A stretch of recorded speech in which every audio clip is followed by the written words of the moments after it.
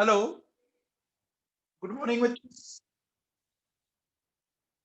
हाँ जी, good morning, good evening, जो भी है ना साहब। चलो बच्चों, ये पढ़ा आपने? ये पढ़ा था क्या? ये ग्रुप लर्न किया आप लोगों ने? बोलो बच्चों। देखो सुनो बच्चों, ये जो ग्रुप है, ये मैंने कल ग्रुप बताए थे, 6 ग्रुप, है ना। इन 6 ग्रुप्स को बच्चों सॉल्युबिलिटी के अकॉर्डिंग, किसके अकॉर्डिंग? सॉल्युबिलिटी के अकॉर्डिंग। समझ में आ रहा है? ठीक है ना। यानी जिस फॉर्म में आप उनको प्रेसिपिटेट कर रहे हो, जिस फॉर्म में, जैसे फर्स्ट प्रेसिपिटेट कर रहे हो बच्चों क्लोराइड की फॉर्म में, ठीक है ना। इसका मतलब ये हुआ क्लोराइड्स जो है वो वाटर में सबसे कम सोल्यूबल है। समझ रहे हो मेरी बात? फर्स्ट के जो क्लोराइड्स है वो वाटर में सोल्यूबल है ना बच्चों? ठीक है, बोलो बच्चों, आ रही है बात समझ में? इसका जो क्लोराइड है वो सबसे ज्यादा सोल्यूबल है ना। ठीक है, तो हम ये कह रहे हैं कि हमने इन आयंस को इस तरह से किया है कि वो जिस फॉर्म में इजीली प्रेसिपिटेट हो जाए। ठीक है ना।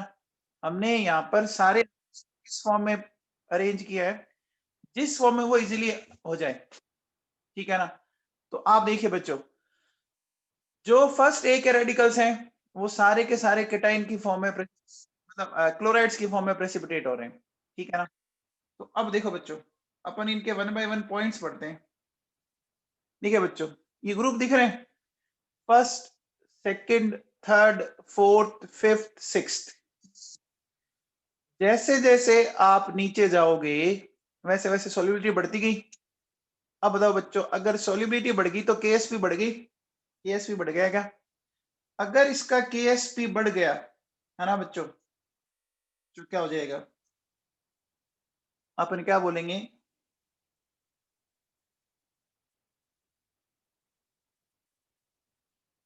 टेंडेंसी टू प्रेसिपिटेट घटेगी, है ना।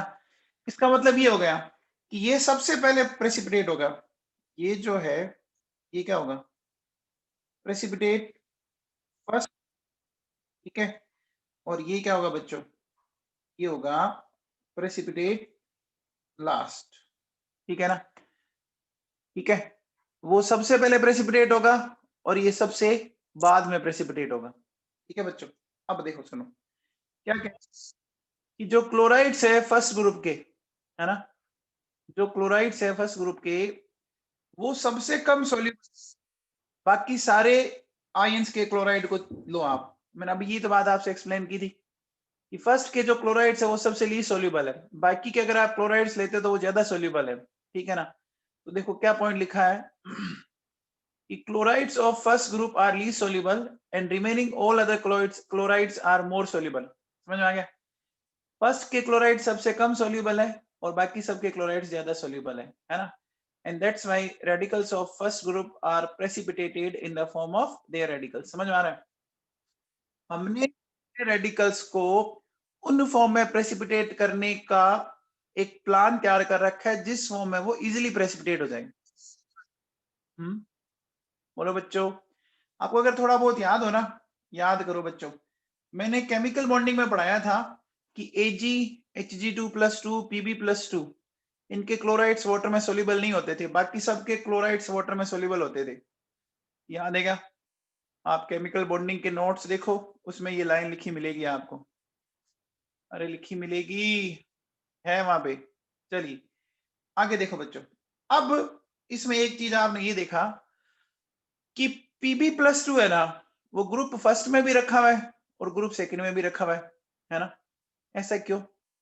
Pb जो +2 है, देखो बच्चों हमने दोनों में रख रखा है, यहाँ पे दिख रहा है।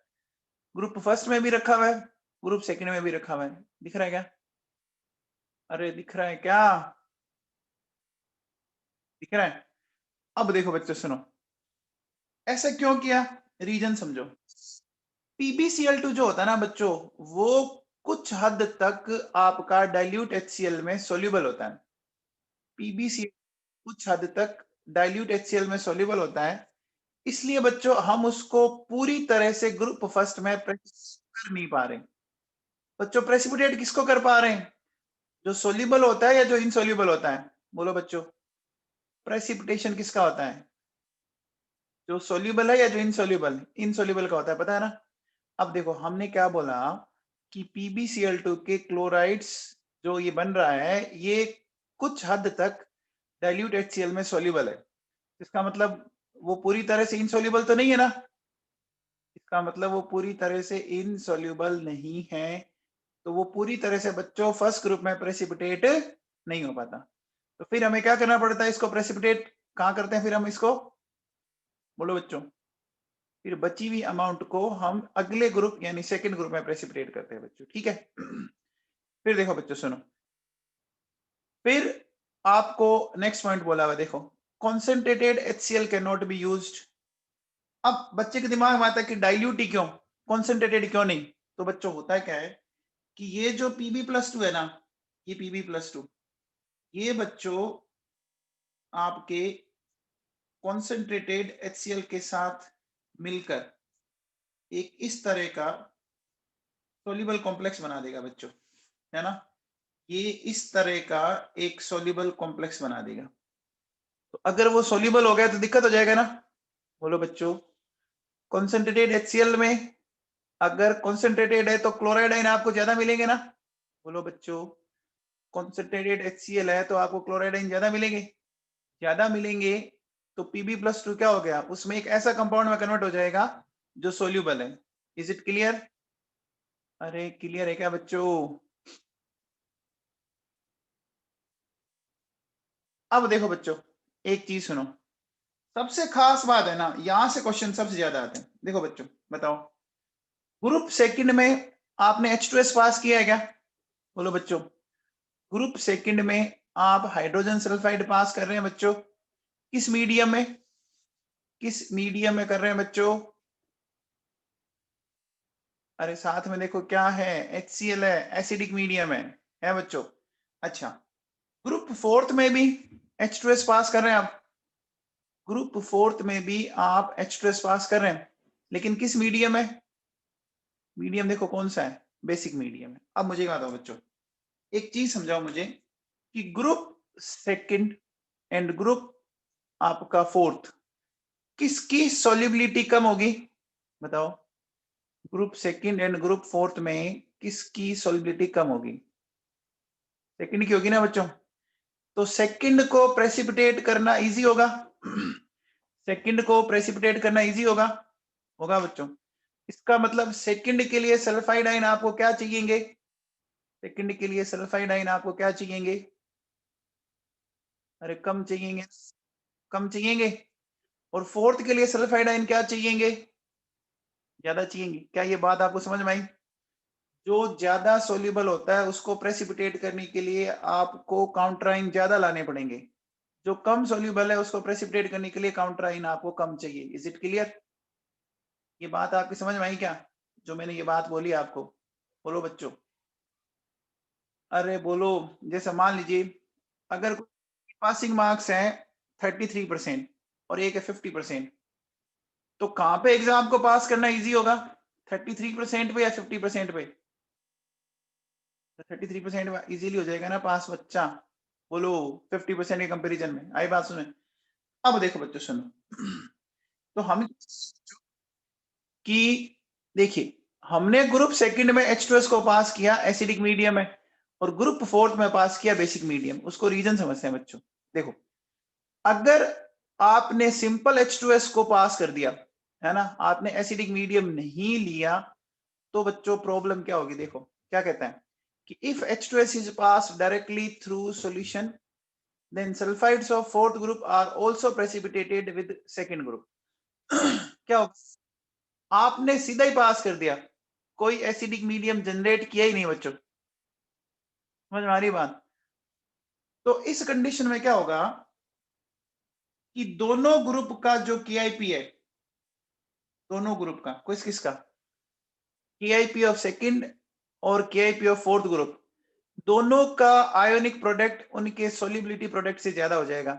अब बताओ बच्चों, अगर आयोनिक प्रोडक्ट सोल्युबिलिटी प्रोडक्ट से ज्यादा हो गया तो वो प्रेसिपिटेट होंगे कि नहीं होंगे? अरे बोलो बच्चों, अगर आपने एसिडिक मीडियम नहीं लिया तो आपको इतने सल्फाइड आयन इजीली मिल जाएंगे कि वो दोनों को प्रेसिपिटेट करना शुरू कर देगा। समझ में आ रही है बात? अरे बच्चों समझ में आ रही है क्या? अब देखो बच्चों सुनो, लेकिन अगर हमने इसको एसिडिक मीडियम में पास किया, देखो बच्चों एसिडिक मीडियम में पास किया, एसिडिक मीडियम में बच्चों हमने HCl लिया। अब जैसे ही HCl लेंगे बच्चों, ये यहाँ पर कौन सा इफेक्ट ऑब्जर्व हो रहा है बताओ बच्चों? कॉमन आइन इफेक्ट ऑब्जर्व हुआ। अब जैसे ही बच्चों कॉमन आइन इफेक्ट ऑब्जर्व हुआ, अब देखो बच्चों क्या होगा, अब सल्फाइड आयन की कॉन्सेंट्रेशन रिड्यूस होगी। अब सल्फाइड आयन की कॉन्सेंट्रेशन रिड्यूस होगी, इसका मतलब सिर्फ कौन से ग्रुप के केटाइन प्रेसिपिटेट होंगे? बताओ बच्चों, कौन से ग्रुप के केटाइन आपके प्रेसिपिटेट हो पाएंगे सिर्फ सेकंड के? तो अब देखो बच्चों, अब ध्यान दीजिए बच्चों, क्या हो रहा है, यहां मैंने क्या लिखा है, KIP of second and fourth group, है ना? तो देखो बच्चों, ये जो है ना KIP, ये सेकंड वाले से तो ज्यादा है बच्चों, ये KIP जो है वो सेकंड वालों से तो ज्यादा है, लेकिन बच्चों फोर्थ वालों से तो कम हो गया ना। अरे फोर्थ वालों से तो कम हो गया ना बच्चों, बोलो। अरे समझ में आया? कम हो गया? ये बात आपके दिमाग में बैठी क्या? बोलो बच्चों, ये दिमाग में बैठ गई बात? अब मुझे बताओ, अब जिसका KIP KSP से एक्सीड नहीं कर पा रहा, KIP KSP से एक्सीड नहीं कर पा रहा, तो क्या वो प्रेसिपिटेट हो पाएंगे? क्या वो प्रेसिपिटेट हो पाएंगे बच्चों? नहीं हो पाएंगे ना। आगे बात समझ में, आप इसको ऐसे समझो, देखो कि सेकंड ग्रुप का KSP ये है, ठीक है बच्चों, और फोर्थ ग्रुप का KSP ये, ऐसा समझ सकते हैं बस? बोलो, सेकंड ग्रुप का KSP ये, फोर्थ ग्रुप का KSP ये। अब ऐसे सोचिए, ये दो बिल्डिंग है, ठीक है बच्चों, ये दो बिल्डिंग है, ठीक है। अच्छा, इसके पास जो बिल्डिंग होती है वो मैं KIP की बना देता हूं। अब मुझे बताओ, ग्रुप सेकंड की बिल्डिंग से बड़ी बिल्डिंग मुझे बनानी है, तो क्या मुझे वहां पे कम मैटर की रिक्वायरमेंट होगी? बोलो बच्चों, क्या वहां पर मुझे कम मैटर की रिक्वायरमेंट होगी? अरे KSP सेकंड वाले का तो बिल्डिंग बहुत छोटा है ना। अरे सेकंड वाले का KSP छोटा है तो बिल्डिंग छोटी है। तो अब मुझे बताओ, अगर आपको छोटी बिल्डिंग बनानी है तो आपको जो भी मटेरियल है वो कम चाहिएगा ना। अरे मटेरियल कम चाहिएगा, ब्रिक्स कम चाहिएगी, सीमेंट कम चाहिएगी, चाहिएगी कि नहीं चाहिएगी? इसका मतलब सल्फाइड आयन भी कम चाहिएगा। अरे सल्फाइड आयन भी कम चाहिएगा, और सल्फाइड आयन को कम कैसे कर सकते हैं? कॉमन आयन इफेक्ट लगा के। समझ में आ गया? अब बताओ बच्चों, अब जो ये फोर्थ ग्रुप है, इसकी बिल्डिंग से हमें बड़ी बिल्डिंग बनानी है, तो यहाँ हमें मैटर ज्यादा चाहिएगा कि नहीं चाहिएगा? अरे यहाँ पर हमें मैटर ज्यादा चाहिएगा, हमें ब्रिक्स ज्यादा चाहिएगी, सीमेंट ज्यादा चाहिएगी। इसका मतलब हमारे लिए यहाँ पे ब्रिक्स सल्फाइड आयन है, तो सल्फाइड आयन ज्यादा चाहिएंगे, तो सल्फाइड आयन को ज्यादा करना पड़ेगा। वो कैसे ज्यादा कर सकते हैं? सल्फाइड आयन को ज्यादा कैसे कर सकते हैं बच्चों? बताओ, अपोजिट आयन इफेक्ट लगा के। समझ में आया? अरे विश्वजीत, अब समझ में आएगा तेरे को?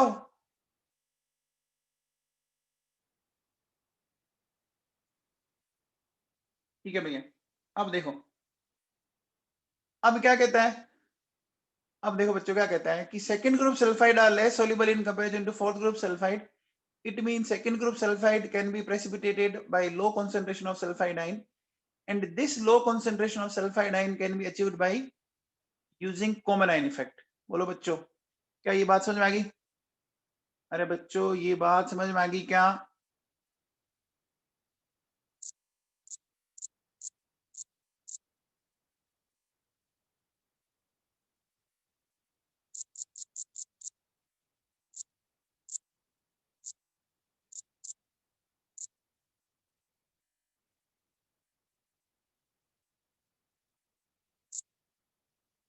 आगे बच्चों, अब देखो सुनो, अब क्या कह रहा है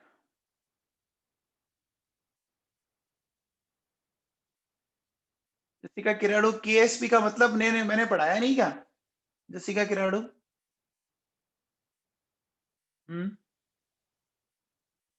जसिका केएसपी पढ़ाया नहीं क्या अभी तक?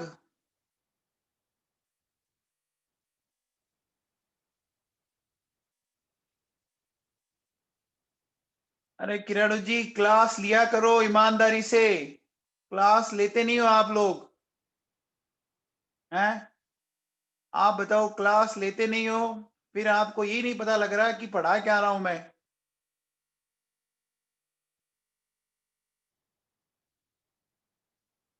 ये क्या लिखा हुआ है किराड़ू जी?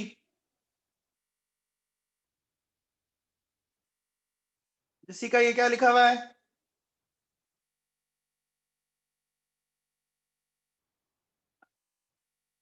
तो ये पढ़ाया नहीं क्या मैंने? जसिका, ये पढ़ाया नहीं क्या? आप क्लास में बहुत ही रेगुलर रहते हो बेटा, है ना? आप जब इच्छा हो तब क्लास छोड़ते हो, जब इच्छा हो तब लेते हो, तो ऐसे थोड़ी ना है। सब कुछ पढ़ा रखा है, कितना केएसपी पे मैंने क्वेश्चंस करवा रखे हैं दुनिया भर के, ये देखो केएसपी केएसपी, ये चल रहा है सिर्फ।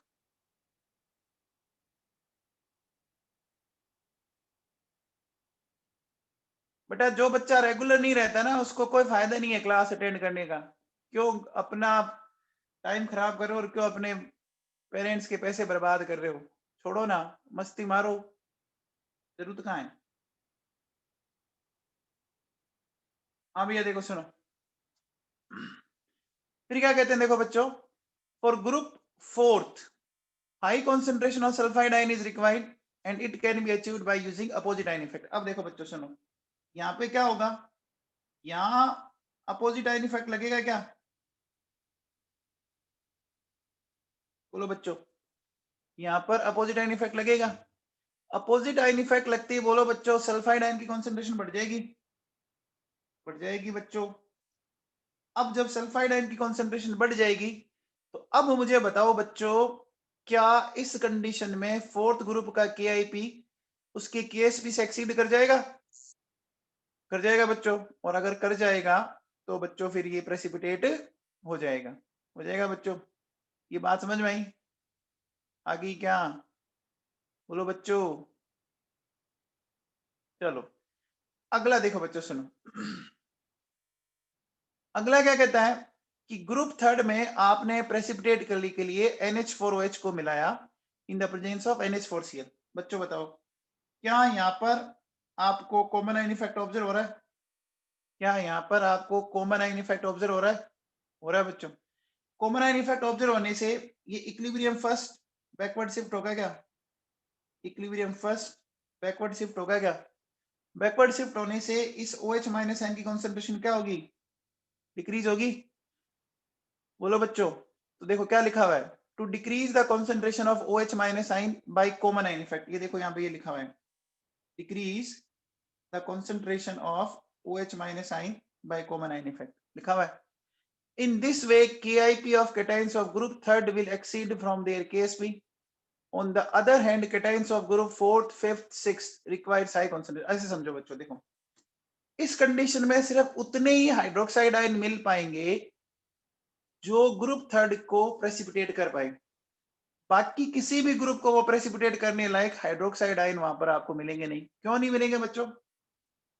बाकी सभी ग्रुप के लिए हाइड्रोक्साइड आयन की कॉन्सेंट्रेशन क्या चाहिएगी आपको? बाकी सभी ग्रुप्स के लिए हाइड्रोक्साइड आयन की कॉन्सेंट्रेशन ज्यादा चाहिएगी ना? ज्यादा क्यों चाहिएगी? क्योंकि उनकी सॉल्युबिलिटी क्या है बच्चों? अरे उनकी सॉल्युबिलिटी क्या है? ज्यादा है कि नहीं है? अरे बोलो बच्चों, उनकी सॉल्युबिलिटी ज्यादा है ना? अब देखो बच्चों सुनो, अगर मैं ग्रुप फिफ्थ की बात करूं, तो ग्रुप फिफ्थ में अगर आप बात करो, देखो बेटा ऑर्डर ऑफ केएसपी, तो बच्चों ये आता है BSc, ठीक है ना? ग्रुप फिफ्थ में ऑर्डर ये आता है। अब मुझे बताओ बच्चों, जिसका केएसपी सबसे कम है उसका मतलब उसकी सॉल्युबिलिटी सबसे कम है। ये बात सही है क्या? जिसका केएसपी सबसे कम है उसकी सॉल्युबिलिटी सबसे कम है, और जिसकी सॉल्युबिलिटी सबसे कम है वो सबसे पहले प्रेसिपिटेट होगा या सबसे बाद में होगा? बताओ बच्चों। सबसे पहले होगा ना, तो बताओ सबसे पहले कौन प्रेसिपिटेट होगा? सबसे पहले प्रेसिपिटेट कौन होगा बच्चों? बेरियम कार्बोनेट होगा ना। देखो इसका केस भी सबसे कम है। देखो बच्चों यहाँ क्या है, आप इसके लिए क्या कह सकते हो, लीस्ट केस भी,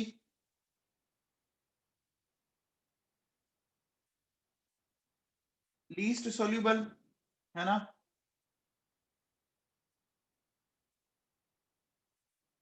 प्रेसिपिटेट फर्स्ट।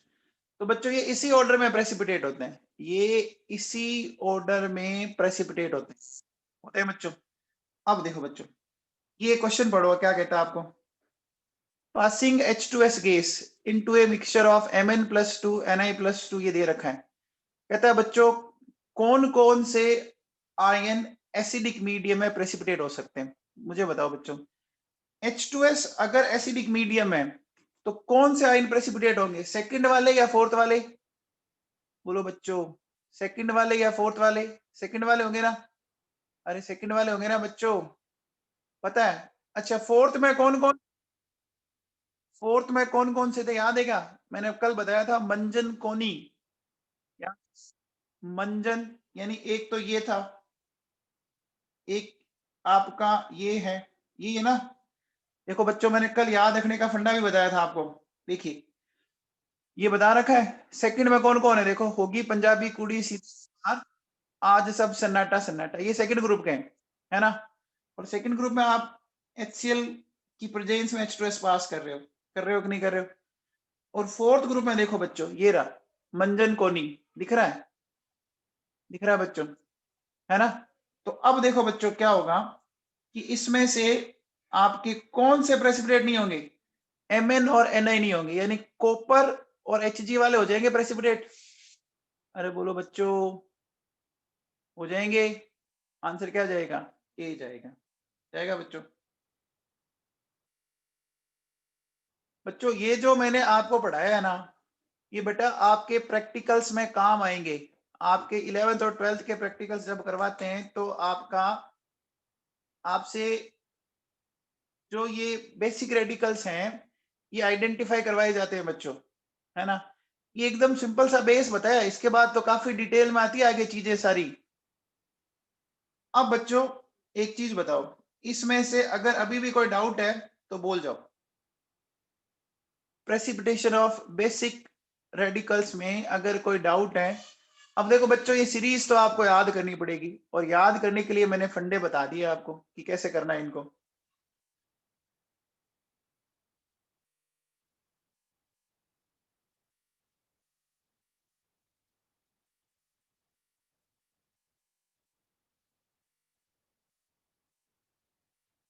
बोलो भाई।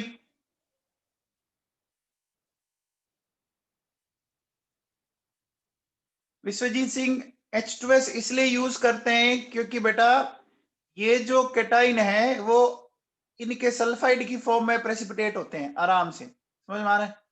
ये केटाइन किस फॉर्म में प्रेसिपिटेट होते हैं, सल्फाइड की फॉर्म में प्रेसिपिटेट होते हैं। इनके सल्फाइड कंपैरेटिवली लेस सोल्यूबल है, इसलिए हमने H2S को सिलेक्ट किया। आगे बात सुने। हाँ भैया।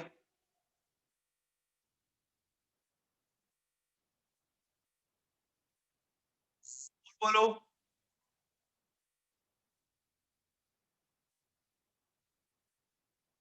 अब देखो बच्चों एक चीज दिख रहा है, ग्रुप सेकंड और group first, sorry group third, है ना बच्चों। एक चीज ध्यान देना, ये एक इंपॉर्टेंट पॉइंट मैं बताता हूं आपको कि जब आप बच्चों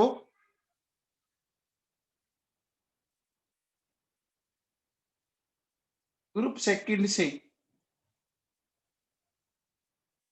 ग्रुप 4 में जाते हो, है ना बच्चों, तो क्या होता है कि addition of some drops of HNO3। बोलो बच्चों ऐसा क्यों किया जाता है? जब अपन ग्रुप सेकंड से ग्रुप 4 में जाते हैं तो हम कुछ ड्रॉप HNO3 के ऐड करते हैं, ऐसा क्यों करते हैं बच्चों बताओ, ऐसा क्यों करते हैं? पर ये ग्रुप 4 नहीं है, ये थर्ड है, एक मिनट सॉरी, ग्रुप सेकंड से ग्रुप थर्ड में जाते हैं तो हम कुछ ड्रॉप क्या करते हैं, HNO3 के ऐड करते हैं बच्चों। रीजन बताओ। देखो बच्चों, ग्रुप सेकंड में अगर आपको ध्यान हो तो H2S HCl था, और ग्रुप थर्ड में बच्चों NH4Cl NH4OH है बच्चों। अब देखो बच्चों, ग्रुप थर्ड में आपको ये दिख रहा है क्या, ग्रुप थर्ड में ये दिख रहा है बच्चों, ग्रुप थर्ड में ये दिख रहा है Fe+3। अब बच्चों बताओ, Fe की कोई और ऑक्सीडेशन स्टेट होती है क्या, Fe की कोई और ऑक्सीडेशन स्टेट होती है क्या, +2 होती है बच्चों। फेरस होता है बच्चों। अब एक चीज और बताओ मुझे, आप मुझे बताओ Fe+2 और Fe+3 इन दोनों में से ज्यादा सोल्यूबल कौन होगा, Fe+2 और Fe+3 में से ज्यादा सोल्यूबल कौन होगा। देव किशोर व्यास बता भाई तू।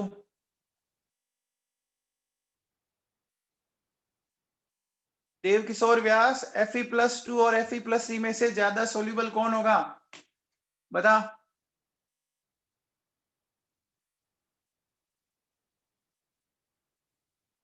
वेरी गुड देव किशोर व्यास। बच्चों नो आइडिया इसको तो। देखो सुनो, आप लोगों को मैंने केमिकल बॉन्डिंग में एक पढ़ाया था बच्चों, फजान्स रूल, याद है क्या। केमिकल बॉन्डिंग में एक टॉपिक पढ़ाया था फजान्स रूल, याद कीजिए। तो फजान्स रूल में ये बोला था कि कैटाइन पे जितना कम पॉजिटिव चार्ज होगा उसकी पोलराइजिंग पावर कम होगी, और जब पोलराइजिंग पावर कम होगी तो उसमें कोवलेंट कैरेक्टर कम होंगे। कोवलेंट कैरेक्टर कम होंगे इसका मतलब उसमें आयनिक कैरेक्टर क्या होंगे, अरे ज्यादा होंगे ना। कोवलेंट कैरेक्टर कम हुए तो कौन से कैरेक्टर ज्यादा हुए, आयनिक कैरेक्टर ज्यादा हुए, और जिसके आयनिक कैरेक्टर ज्यादा होंगे वो वाटर में ज्यादा सोल्यूबल होगा ना। अरे होगा बच्चों, याद करो। देखो अगर मैं बात करूं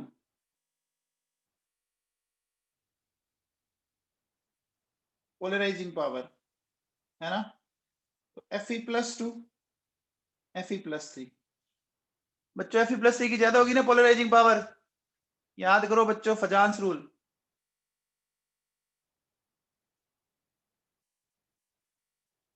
ये पढ़ाया ना ये बच्चों, मैंने ये ऑर्डर आपको, ध्यान दीजिए, ये ऑर्डर मैंने किसी जमाने में लिखाया भी था आपको, है ना। फजान्स रूल में आप जाके चेक कर सकते हो।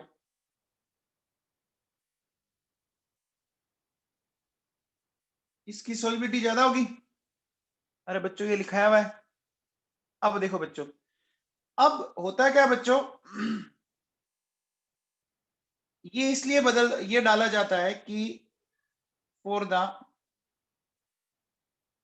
Conversion of Fe+2 into Fe+3 we use H, ठीक है ना। अगर हम Fe+2 को Fe+3 में कन्वर्ट करना चाहते हैं तो हम HNO3 का यूज करते हैं। For the conversion of Fe+2 into Fe+3 we use HNO3, otherwise Fe will not precipitate in its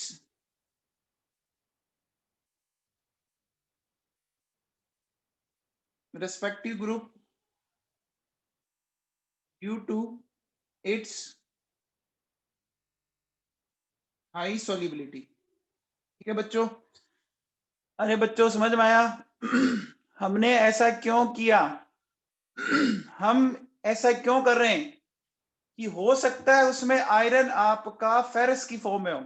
iron किस फॉर्म में बच्चों, आयरन आपका Fe+2 की फॉर्म में हो सकता है, ठीक है ना। तो बोलो बच्चों, अगर आयरन Fe+2 में हुआ, है ना बच्चों, तो उसकी सोलिबिलिटी ज्यादा होगी, और इतनी ज्यादा होगी कि वो अपने रिस्पेक्टिव ग्रुप में प्रेसिपिटेट ही नहीं होगा। तो हम क्या करते हैं बच्चों, उस Fe+2 को Fe+3 में कन्वर्ट करते हैं, मतलब उसका ऑक्सीडेशन कर रहे हैं, ठीक है ना बच्चों। ऑक्सीडेशन करने से Fe+3 में कन्वर्ट हो गया, उसकी सोलिबिलिटी कम हो गई, और जैसी सॉल्युबिलिटी कम होगी वो आराम से प्रेसिपिटेट हो जाएगा। क्या मेरी बात आप समझ पा रहे हैं? क्या मेरी बात आप समझ पा रहे हैं बच्चों? बोलो बच्चों, आ गया समझ में? ये पढ़ा था आप लोगों ने कभी? अरे बच्चों फजान स्कूल पढ़ाया था ना? ठीक है। अब देखो बच्चों सुनो, तो एक चीज देखो बच्चों, ये समझ में आ गया कि ग्रुप सेकंड से ग्रुप थर्ड में आते हैं। अब एक चीज और बताओ बच्चों, HNO3 ने ऐसा क्या कर दिया? बताओ बच्चों। देखो, जब आप यहां से इधर आए थे बच्चों, देखो है ना, तो हमने HNO3 ऐड किया, तो देखो बेटा क्या होता है, ये जो HNO3 है ना बच्चों, ये 40 से 45 डिग्री सेल्सियस पर क्या करता है बच्चों, देखो इस तरह से आपको नेसेंट ऑक्सीजन दे देता है बच्चों। आप बताओ, ये इस टेम्परेचर पर नेसेंट ऑक्सीजन दे रहा है, जो टेम्परेचर हम राजस्थान वाले तो बहुत आराम से सहन करते हैं। अरे इतना टेम्परेचर रहता ना हमारे यहाँ, नॉर्मल टेम्परेचर है इतना तो 40 टू 45 डिग्री सेल्सियस। अब बताओ बच्चों, ये टेम्परेचर कोई ज्यादा नहीं है, और इस टेम्परेचर पर इसने क्या दी बच्चों, देखो नेसेंट ऑक्सीजन दी। और ऑक्सीजन जब जाके किसी में अटैच होगा तो उसका क्या करेगा? ऑक्सीजन जब किसी में जाके जुड़ेगा तो उसका ऑक्सीडेशन कर देगा, तो Fe+2 से किस में कन्वर्ट हो जाएगा? Fe+2 से किस में कन्वर्ट हो जाएगा? +3 में। क्या मेरी बात समझ में आई? क्या मेरी बात समझ में आई बच्चों? HNO3 एक बहुत ही अच्छा ऑक्सीडाइजिंग एजेंट है, बहुत ही अच्छा, बहुत ही तगड़ा वाला। समझ में आ गई बात? ठीक है बच्चों। अब बच्चों एक बात बताओ कि ये जो ग्रुप सेकंड है, हमने यहाँ पर HCl को यूज किया, क्या मैं यहाँ पर H2SO4 को यूज कर सकता हूँ? ग्रुप सेकंड में क्या मैं यहाँ पर H2SO4 को यूज कर सकता हूँ? देवकिशोर व्यास बता भाई, देवकिशोर व्यास H2SO4 को यूज कर सकते हैं क्या?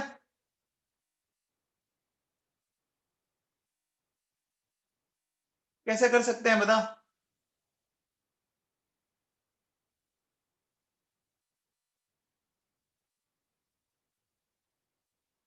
देखो ध्यान देना, आप यहां पर H2SO4 अगर यूज करोगे तो बच्चों H2SO4 कौन सा आयन प्रोवाइड करेगा?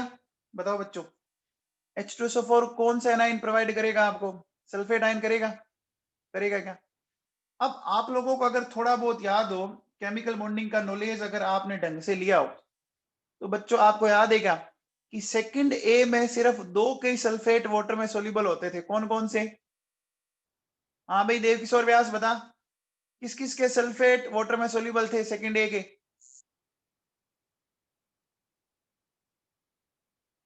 झंडू।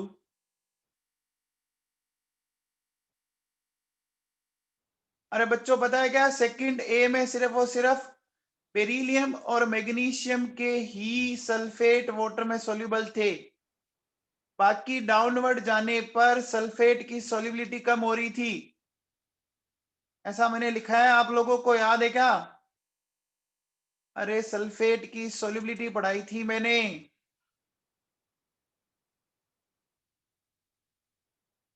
सल्फेट की सोल्युबिलिटी पढ़ाई थी, बताऊं आपको निकाल के अभी? पढ़ते ही नहीं है कई बच्चे तो वाकई में, इतने डीटे हैं।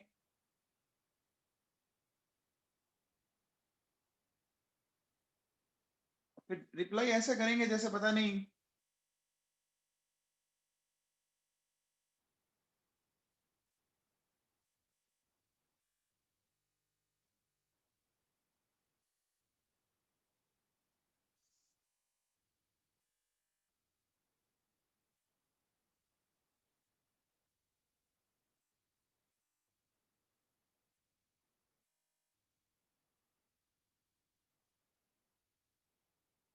देखो बच्चों, यहाँ हमने कहीं न कहीं लिखा था, एक मिनट,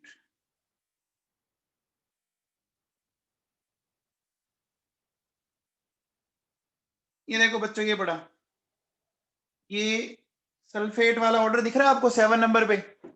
क्या सॉरी जे पे दिख रहा है, बेरिलियम सल्फेट, मैग्नीशियम सल्फेट पढ़ाया हुआ है ये किसी दिन आपकी क्लास में पढ़ाया था। अरे बच्चों, और ये क्या लिखा लगा रखा है, दिख रहा आपको? देव किशोर व्यास, पढ़ा कर दूं? पढ़ता लिखता है नहीं, भेजे में कुछ है नहीं तेरे।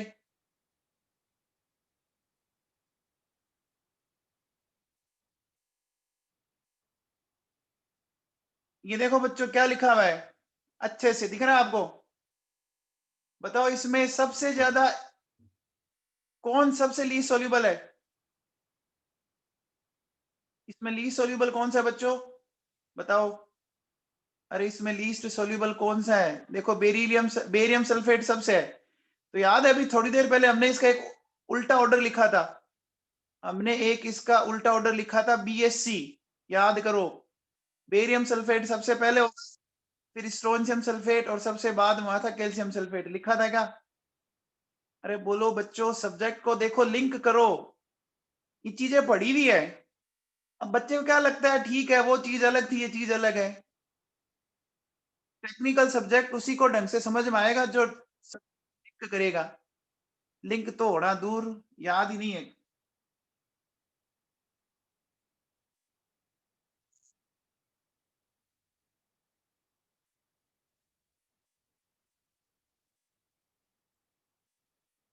अब देखो बच्चों सुनो, अगर मैंने क्या किया बच्चों, वहां पर H2SO4 यूज ले लिया, तो क्या होगा बच्चों? स्ट्रोंशियम और कैल्शियम, इनके सल्फेट वाटर में सोल्यूबल नहीं है ना? बोलो बच्चों, इनके सल्फेट वाटर में सोल्यूबल नहीं है ना? अरे नहीं है ना बच्चों? तो इनके सल्फेट अगर वाटर में सोल्यूबल नहीं हुए हैं तो क्या पंगा होगा? बोलो बच्चों, आपके ग्रुप सेकंड में ही ये ग्रुप फिफ्थ वाले केटाइन भी प्रेसिपिटेट हो जाएंगे, समझ में आ रहा है क्या? अरे बच्चों समझ में आ रहा है क्या?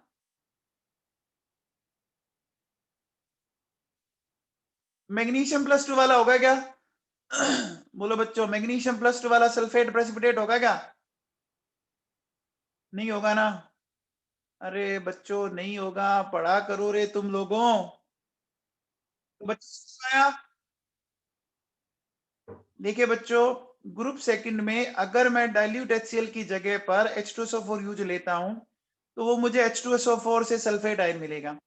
वो सल्फेट आयन क्या करेगा, बेरियम कैल्शियम स्ट्रोंशियम के सल्फेट बना देगा। वो सल्फेट वाटर में सोल्यूबल नहीं होते हैं। ग्रुप सेकंड में ही आपके ग्रुप फिफ्थ वाले केटाइन प्रेसिपिटेट हो जाएंगे। दिक्कत हो गई ना? अरे दिक्कत हो जाएगी ना? आया समझ में? अच्छा अब बताओ, जैसे मैंने यहाँ पे बच्चों ये अमोनियम क्लोराइड काम में लिया, दिख रहा है? जैसे मैंने यहाँ पर ये अमोनियम क्लोराइड काम में लिया, अब अगर मैं यहाँ पर अमोनियम सल्फेट काम में ले लूं तो क्या होगा? अमोनियम सल्फेट काम में ले लूं तो क्या होगा?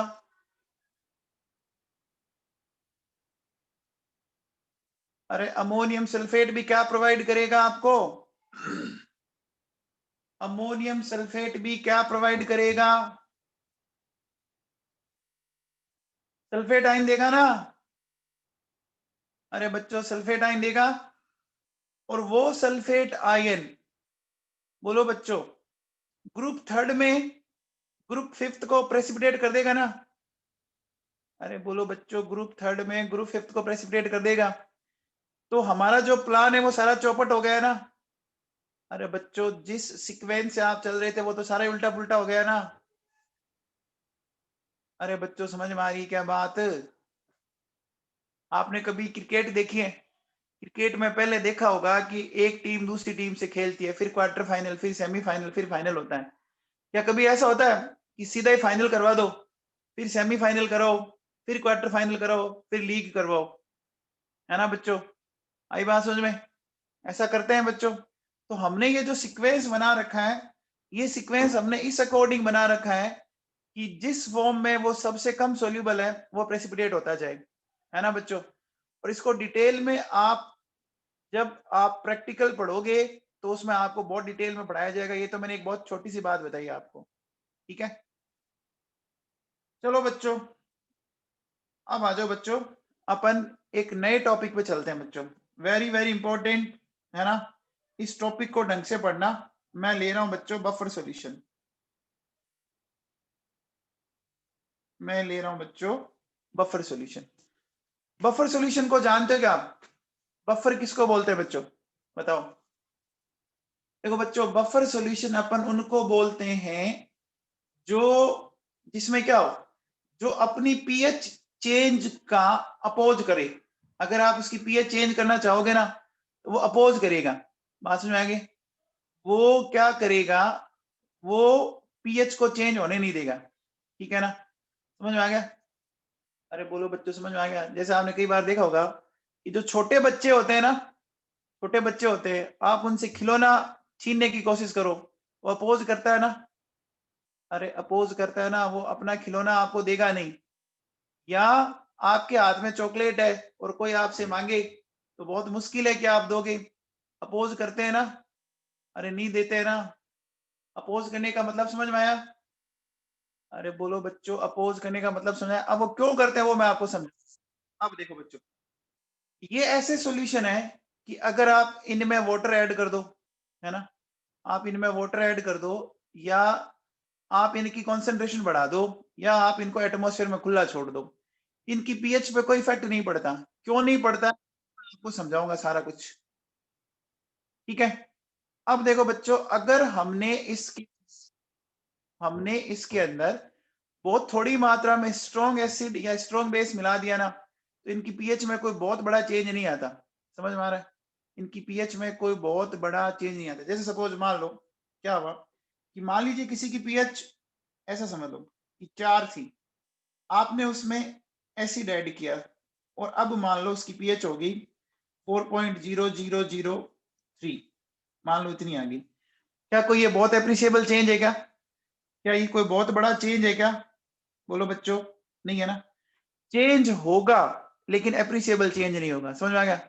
जैसे किसी बच्चे के, मान लीजिए लास्ट संडे जो पेपर हुआ, उसके नंबर आए मान लीजिए 160, ठीक है, और इस बार उसके नंबर आ गए 158, तो कोई बहुत बड़ा चेंज हुआ क्या?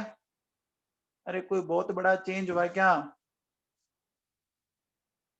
बोलो बच्चों, 160 150 में कोई बहुत बड़ा चेंज नहीं हुआ ना। अब बताओ, अगर मान लो किसी बच्चे के 160 मार्क्स आए पिछले पेपर में, और इस बार उसके अचानक से 100 मार्क्स पे आ गया, 100 मार्क्स पे आ गया, तो बहुत बड़ा चेंज हो गया ना। अरे बोलो बच्चों, समझ में आ गया?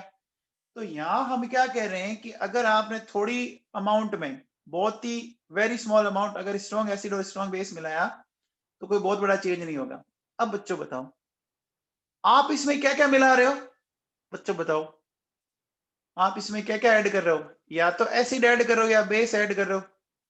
तो बच्चों बताओ, इनकी पीएच में कोई बहुत बड़ा चेंज नहीं आया, इसका मतलब क्या हुआ? कौन समझाएगा? हम कहते हैं कि बफर सॉल्यूशन में अगर हमने स्ट्रॉन्ग एसिड या स्ट्रॉन्ग बेस, तो इनकी पीएच में कोई बहुत बड़ा चेंज नहीं आया। इसका मतलब क्या हुआ कि जो आपने स्ट्रॉन्ग एसिड या मिलाया होगा, उसको किसी ने क्या कर दिया, न्यूट्रलाइज कर दिया। ये तो मतलब हुआ ना। अरे बोलो बच्चों, आपने अगर उसमें एसिड मिलाया तो बेस न्यूट्रलाइज कर देगा, और बेस मिलाया तो उसको कोई एसिड न्यूट्रलाइज कर देगा। क्या ये बात समझ में आई? अरे बच्चों, मेरी बात समझ में आई क्या? ये जो पॉइंट है, इस पॉइंट को थोड़ा फोकस करो, आप चीजें समझेंगे।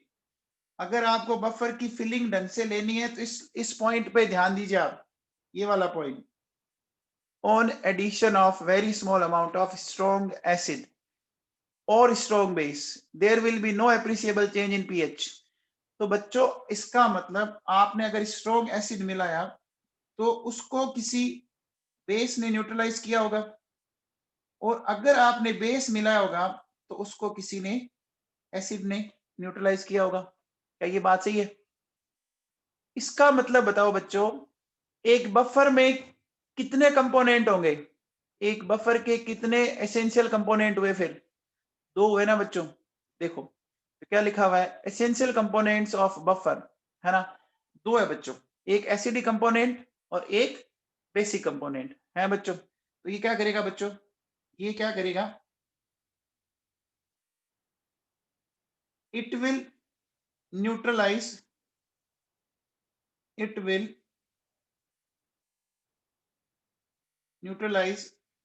to added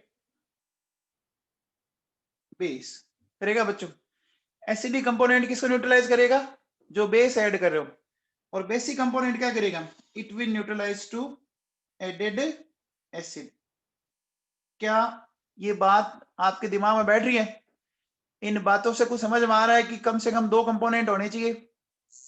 अब देखो बच्चों सुनो, अब बच्चों बफर 2 टाइप के होते हैं। 2 टाइप के कैसे, है ना? 2 टाइप के होते हैं बच्चों, सिंपल बफर और मिक्स, ठीक है ना? सिंपल बफर और मिक्स्ड बफर। अच्छा एक बात सुनो, इस पॉइंट को भी थोड़ा ढंग से देखिए, क्या कह, इस पॉइंट को क्या कह रहा है, ध्यान दीजिए बच्चों। देखो, change in pH of a solution due to change in concentration of present free H plus oblique OH minus, है ना? किसी भी सॉल्यूशन की अगर अपन बोले कि पीएच में चेंज कब आएगा, जो उस टाइम H प्लस और OH माइनस है उनकी कॉन्सेंट्रेशन में चेंज आना जरूरी है ना?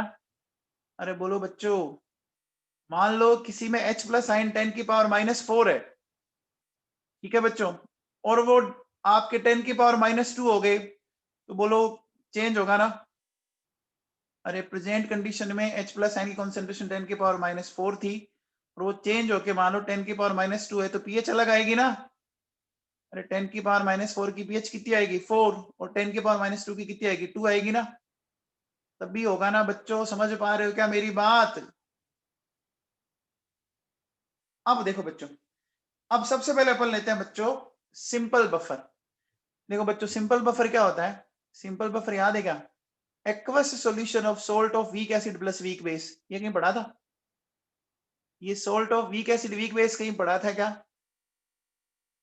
पढ़ा था बच्चों? याद करो, देखो हमने इसकी पीएच का एक फॉर्मूला लिखा था, क्या? 7 plus half of pKa minus half of pKb। कैसे लिखा था?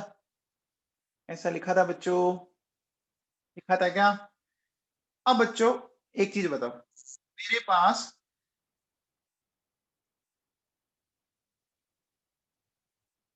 ये है अमोनियम एसीटेट, इसमें मैंने वाटर डाला, ठीक है?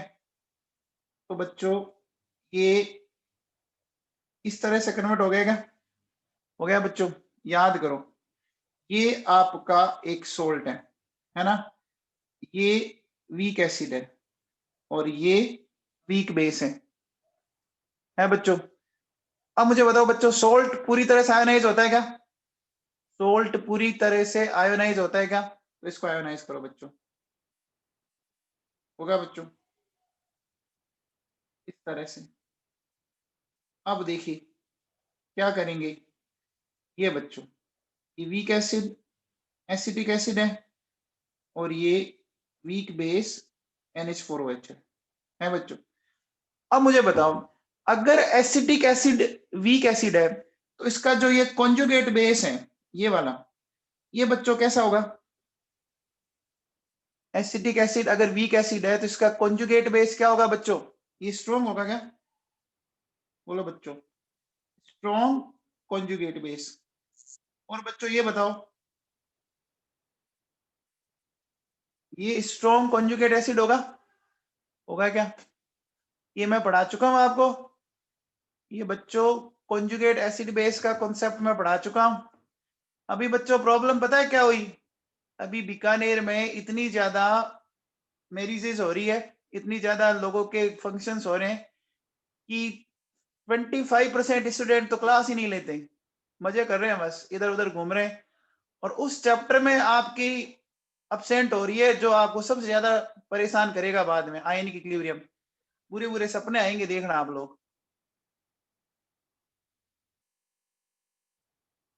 देखो बच्चों सुनो, अब मैं लेता हूं सबसे पहले केस फर्स्ट। मान लीजिए मैंने क्या किया, addition of H plus ion. H plus ion का मतलब समझ रहे हैं? बोलो बच्चों, H प्लस आयन का मतलब समझते हैं? क्या ऐड किया मैंने? H प्लस आयन का मतलब समझ रहे हैं मैंने क्या ऐड किया? एसिड ऐड किया। अब मुझे बताओ, इस एसिड को कौन खाएगा? एसिड को कौन खाएगा? एसिड को बेस खाएगा, पक्का। अब बेस भी कौन सा बेस खाएगा? वीक बेस या स्ट्रॉन्ग बेस? बोलो बच्चों। वीक बेस खाएगा, स्ट्रॉन्ग बेस खाएगा? खाने की टेंडेंसी स्ट्रॉन्ग की होगी ना? बोलो बच्चों। अगर आपने H+ मिलाया तो उसको खाने की टेंडेंसी किसकी होगी? जो ताकतवर है वही खा पाएगा ना? अरे ताकतवर ही खा पाएगा ना? अब मुझे बताओ, एक तो हमारे पास ये बेस है ना, और एक हमारे पास ये बेस है बच्चों। बताओ इन दोनों में से ये H+ कौन ले जाएगा? देव किशोर व्यास, तेरा दिमाग है क्या है? अभी भी तो NH4OH बता रहा है, बता। कुछ नहीं हो सकता बेटा तेरा। तो पता नहीं किस दुनिया में जाके सोचता है, भगवान ही है। हाँ भैया, अब देखो, ये इसके पास गया, ये इसको खाएगा और ये बना दिया बच्चों। अब बताओ बच्चों, मैं क्या कह रहा हूं, मुझे बात दो बच्चों। यहां अगर ध्यान दो तो ये एक वीक एसिड बन गया क्या? बोलो बच्चों। जो H+ मिला ये वीक एसिड बन गया। अब मुझे बताओ ये क्या होगा बच्चों? Very very less ionised. बोलो बच्चों। वेरी वेरी लेस आयोनाइज्ड, क्या ये बात सही है? क्या ये बात सही है? ये बहुत ही कम आयोनाइज होगा। अरे बोलो बच्चों, बहुत ही कम आयोनाइज होगा। तो मैं कह सकता हूं क्या no appreciable change in concentration of H+ ion? बोलो बच्चों। No appreciable change in concentration of H+ ion. तो बच्चों मैं कह सकता हूं क्या no appreciable change in pH. क्या बात समझ में आई? अरे बोलो बच्चों, क्या बात आपके दिमाग में बैठी क्या? बैठ गई? देव किशोर व्यास, तेरे दिमाग में कुछ बैठी क्या? देव किशोर व्यास,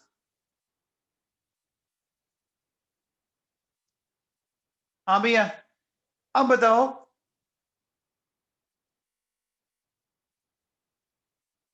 अब देखो बच्चों, अगर मैं बोलूं के सेकंड, मैंने बच्चों क्या किया? एडिशन ऑफ OH-, है ना? एडिशन ऑफ OH- कर रहा हूं। अब बताओ बच्चों, OH- का मतलब क्या है? OH- का मतलब क्या है? बेस है ना? बेस को कौन खाएगा? बेस को कौन खाएगा? एसिड खाएगा। कौन सा एसिड खाएगा? देवकिशोर व्यास, कौन सा एसिड खाएगा इसको? देवकिशोर व्यास बताएगा भाई। व्यास जी बताओ।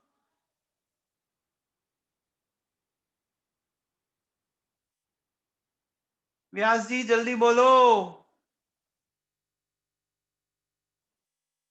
बच्चों देखो, दो एसिड है। एक हमारे पास वीक एसिड है, एसिडिक एसिड, और एक हमारे पास है अमोनियम आइन, है बच्चों। इसको कौन खा जाएगा?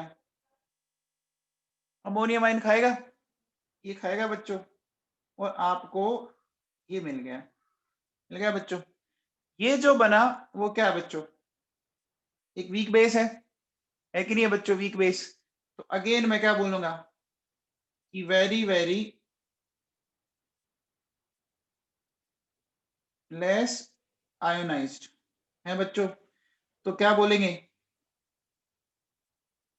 नो एप्रिसिएबल चेंज इन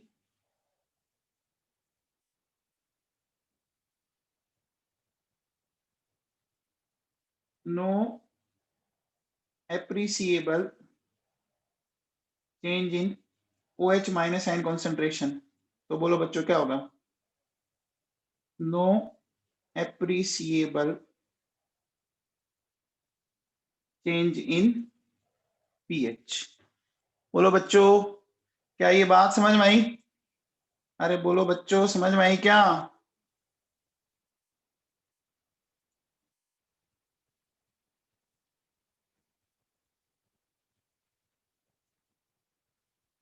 आ गया? हाँ जी भैया, ये क्लियर है? बोलो बच्चों, आपको बफर का फंडामेंटल समझ आया कि बफर में क्या होना चाहिए? बफर में दो कंपोनेंट होने चाहिए, एक एसिडिक कंपोनेंट और एक कैसा कंपोनेंट होना चाहिए बच्चों? बताओ। एक एसिडिक कंपोनेंट और एक बेसिक कंपोनेंट होना चाहिए ना? अरे होना चाहिए, होना चाहिए। क्या ये बात आपको समझ में आई? क्या ये बात आपको समझ में आई बच्चों?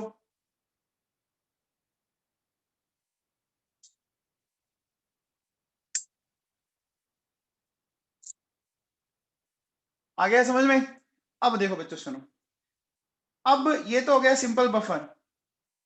सिंपल बफर के बाद क्या बच्चों? सेकंड लेते हैं अपन।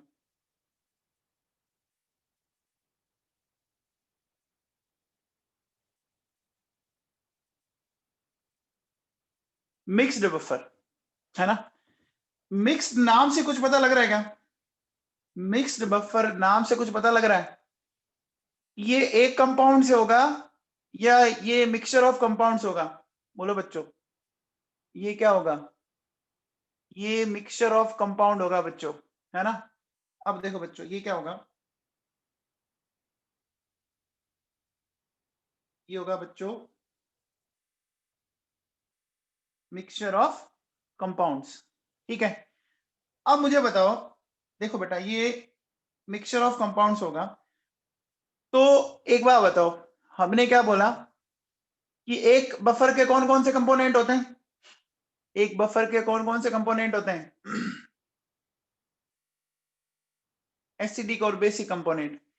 तो बच्चों, ये अगर एसिडिक और बेसिक कंपोनेंट होने चाहिए, तो क्या बताओ बच्चों, अपन कहते हैं कि ए बफर हैज,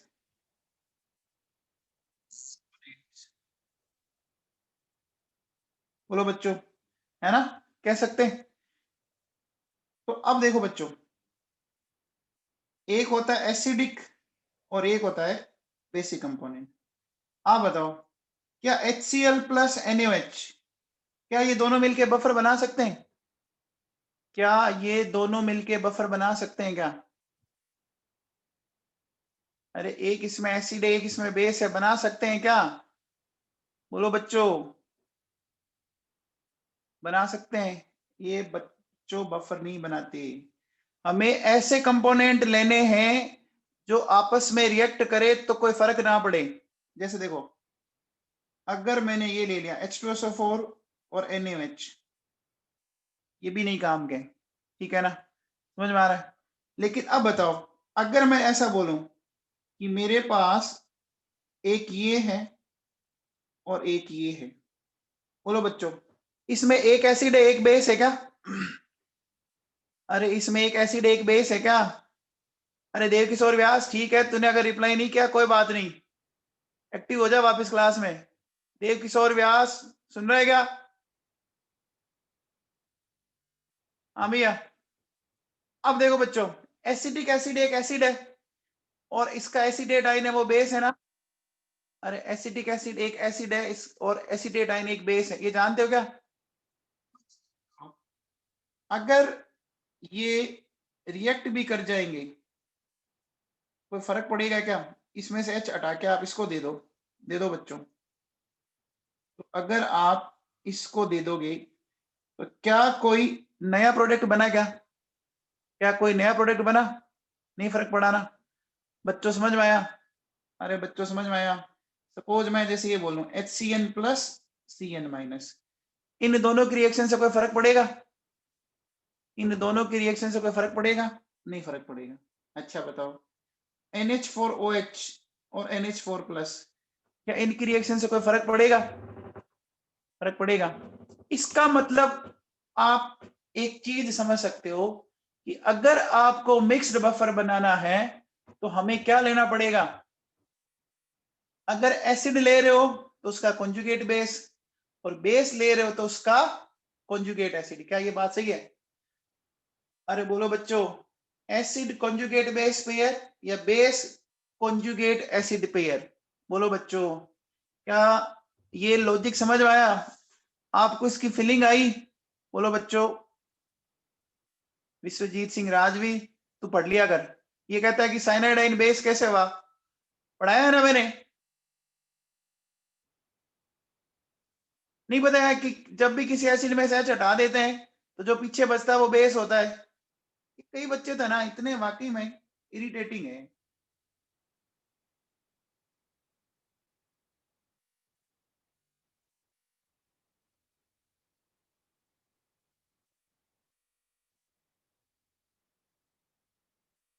पढ़ के आया कर विश्वजीत यार।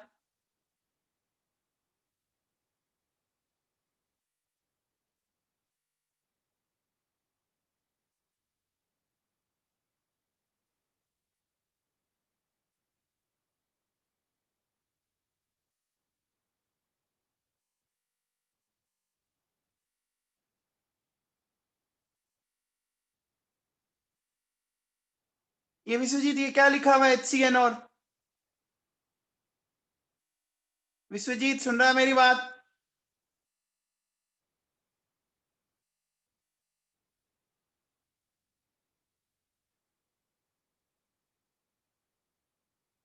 अरे ये पढ़ाया हुआ है ना भाई मेरे,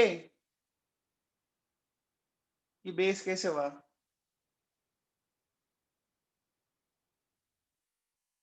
हाँ भैया, तो अपन क्या कहेंगे कि अगर आपको एक मिक्स बफर बनाना है तो आपको एसिड और उसका कॉन्जुगेट बेस, या बेस और उसका कॉन्जुगेट एसिड लेना पड़ेगा ना? बोलो बच्चों। अरे लेना पड़ेगा ना, बोलो। ये समझ में आया?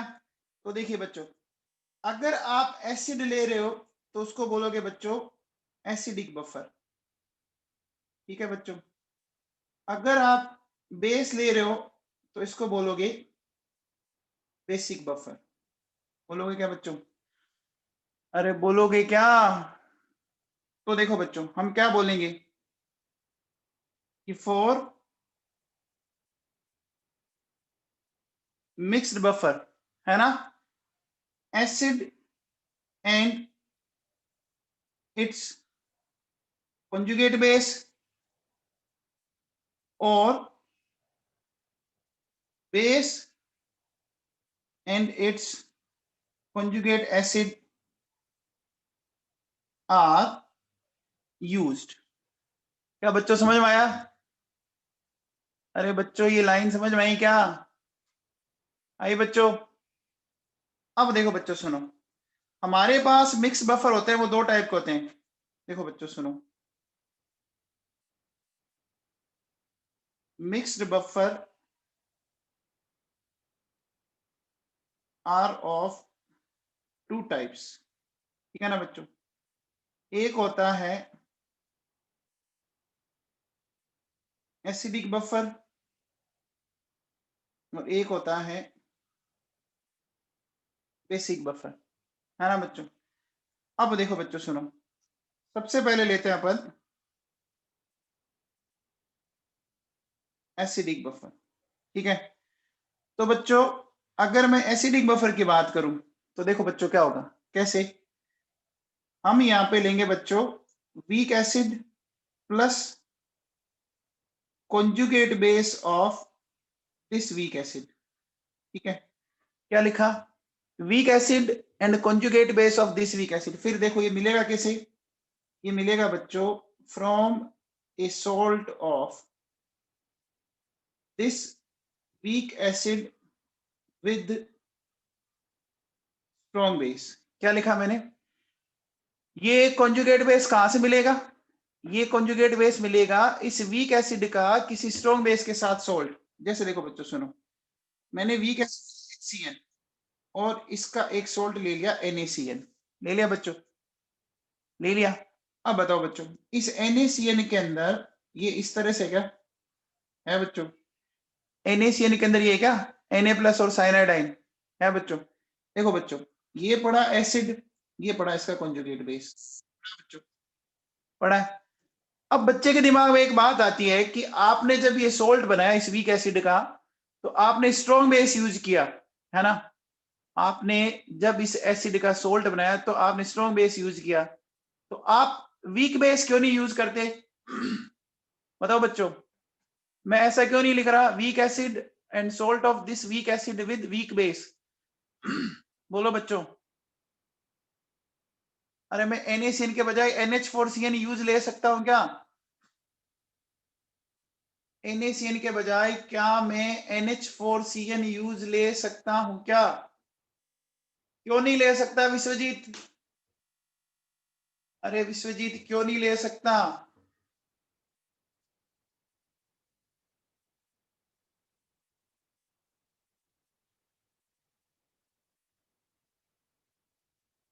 अल्ले, कॉन्जुगेट स्ट्रॉन्ग कैसे हो जाएगा?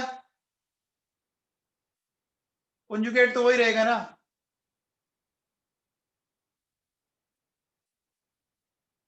बच्चों, अरे बच्चों, NaCN वीक नहीं है, मैं NH4CN पूछ रहा हूं।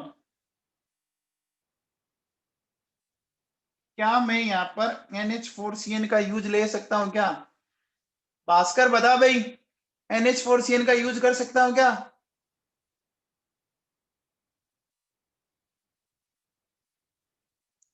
क्यों नहीं कर सकता?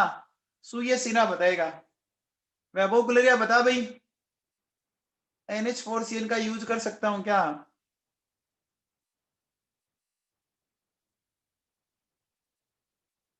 क्यों नहीं कर सकते? फलोदिया जी बताओ, फलोदिया जी क्यों नहीं कर सकते? अरे बच्चों, क्या करते हो तुम लोग? अभी थोड़ी देर पहले देखो, हमने एक बात बोली थी कि NH4CN इटसेल्फ एक सिंपल बफर है ना। वो इटसेल्फ एक सिंपल बफर है। जो आंसर दे रहे हैं फटाफट हटा लो अपने आंसर। NH4CN इटसेल्फ एक बफर है। वीक एसिड वीक बेस का सोल्ट अपने आप एक बफर होता है। अरे ये लिखा दिख रहा है आपको NH4CN? अरे बच्चों समझ में आ गया? HCN, और अगर मैंने NH4CN यूज ले लिया तो NH4CN तो अपने आप एक बफर है। फिर वो उस बफर का पार्ट कैसे बन पाएगा? अरे बोलो बच्चों, उस बफर का पार्ट कैसे बन पाएगा? समझ में आया क्या? अरे बच्चों, NH4CN क्या है? देखो ये सामने लिखा पड़ा है। ये इटसेल्फ एक सोल्ट है, वीक एसिड वीक बेस का, है ना। है बच्चों? तो ये बफर होता है कि नहीं होता?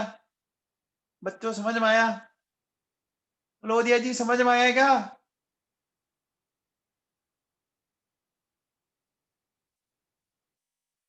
बच्चों देखो मैंने क्या बोला, अगर मैं NH4CN यूज ले लूंगा तो NH4CN तो इटसेल्फ एक बफर की तरह काम कर रहा है, कर रहा है ना। अब बताओ बच्चों, अगर मैं आपसे पूछूं कि क्या ये एक बफर है? क्या ये एक बफर है? देखो बच्चों, बफर को आइडेंटिफाई करना बहुत आसान है। बफर और उसके कॉन्जुगेट बेस को देखना है। तो बच्चों डिफरेंस कितने का होता है? बोलो बच्चों। एसिड और कॉन्जुगेट बेस में डिफरेंस एक एच का होता है ना। होता है बच्चों। आप मुझे बताओ, HCN में एक एच है और NaCN में 0, एक का डिफरेंस आ गया क्या?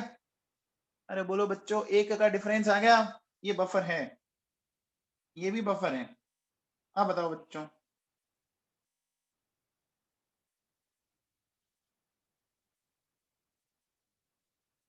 क्या ये बफर है? क्या ये बफर है? आप तो सिंपल बच्चों एक एच का डिफरेंस देखो, है क्या?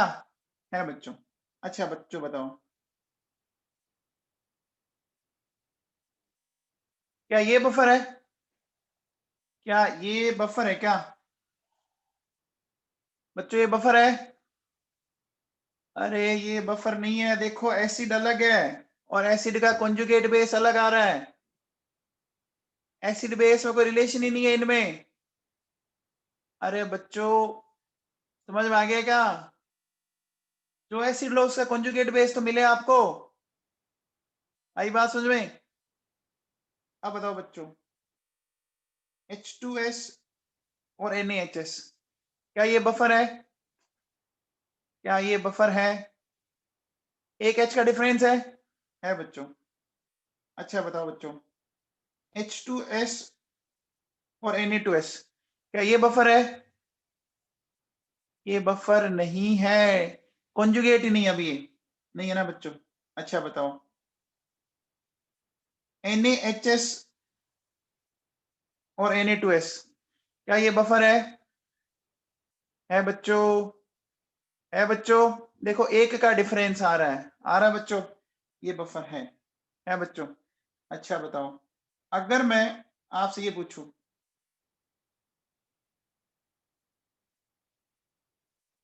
H2CO3 NaHCO3, क्या ये बफर है बच्चों? है। अच्छा बताओ, H2CO3 और Na2CO3, क्या ये बफर है? अरे बच्चों, इससे सिंपल वे हो ही नहीं सकता, आपको एक H या एक OH का डिफरेंस चेक करना है, ठीक है ना। अच्छा बताओ, अगर मैं ये बोलूं H2CO3, ये बफर है? अरे बच्चों, एसिड अलग है, बेस अलग है, अलग ही राम कहानी चल रही है, नहीं है ना। अच्छा बताओ, NaHCO3 और Na2CO3, ये है क्या? अरे है बच्चों, एक H का डिफरेंस है, चेक करो। अब देखो बच्चों, H3PO4 और NaH2PO4, क्या ये बफर है? अरे एक H का डिफरेंस दिख रहा है ना बाबू। अब देखो बच्चों, अगर मैं बोलूं H3PO4 और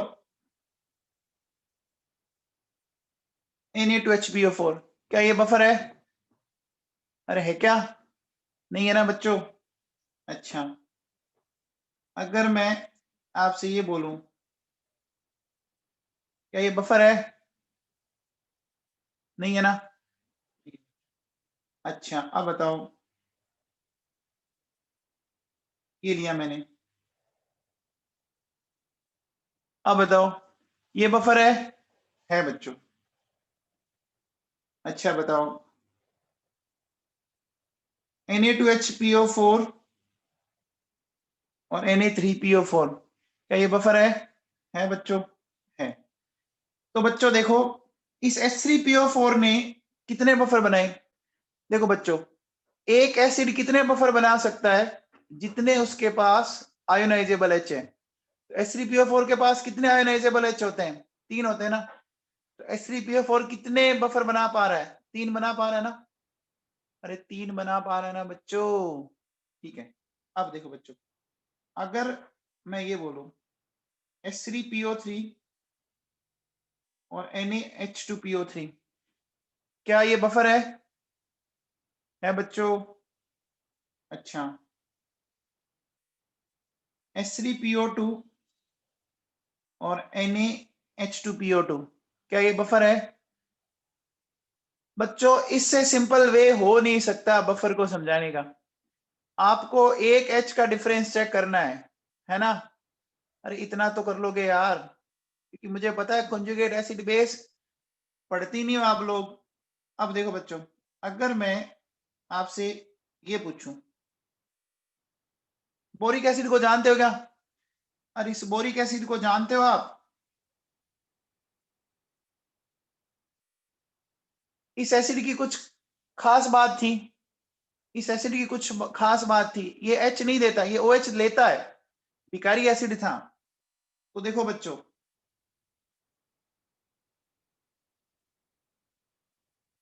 बोलो बच्चों, इसका कॉन्जुगेट बेस ऐसे बनाया था, इसका कॉन्जुगेट बेस ऐसे बनाया था। अब बताओ यहां डिफरेंस किसका आ गया? यहाँ डिफरेंस एक H का या एक OH का है? एक OH का है ना। डिफरेंस तो है ना बच्चों। अरे डिफरेंस तो है ना। अगर डिफरेंस है तो ये बफर है कि नहीं है? अरे बोलो बच्चों, ये बफर है कि नहीं है? ये बफर है।